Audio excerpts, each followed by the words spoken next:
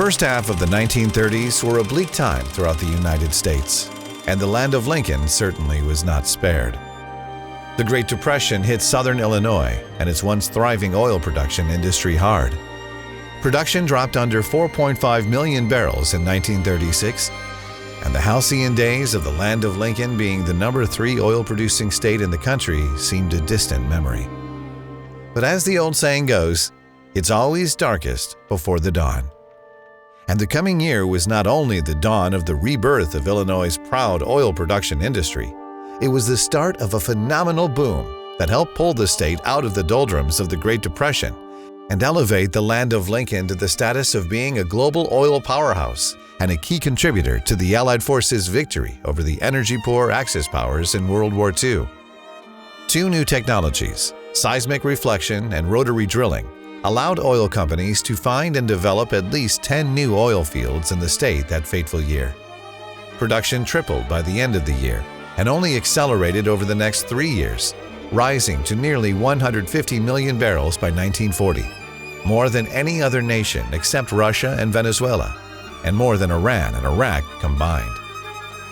The Decatur Daily Review rightly called it a new heyday in Little Egypt.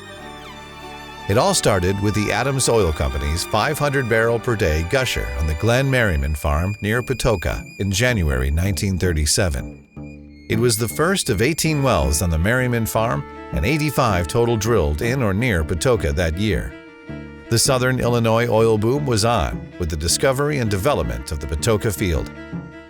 Similarly, tiny Clay City became the focal point of the burgeoning oil boom soon after.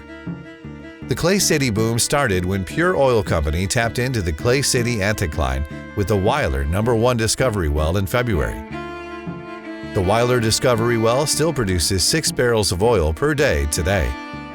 Pure's Illinois Basin hot streak continued with the discovery well of the Sisney Field, the Bradley No. 1 in March 1937, and the 2,600 barrel per day Bunny Travis No. 1 gusher near Clay City in May 1937. Just a few miles east, the Ohio Oil Company's Arbuthnot No. 1 then gushed 2,500 barrels per day in July 1937. The Noble Fields discovery well garnered a Time magazine write-up and prompted its sleepy small-town namesake to declare itself as the oil center of the world on a downtown banner, a claim backed by the countless oil derricks towering over the village. 6 million southern Illinois acres were under lease by the end of August. Patoka, Clay City, Olney, Noble, and other small towns saw their populations more than double with the influx of oil field workers from Oklahoma, Kansas, and Texas. Farmers who a year ago were struggling mightily to feed their families were suddenly wealthy beyond their wildest dreams.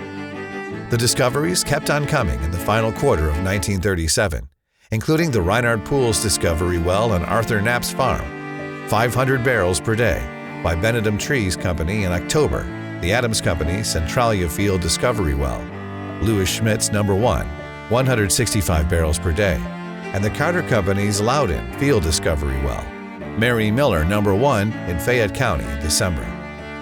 By the end of 1937, there were 200 new producing wells in Illinois.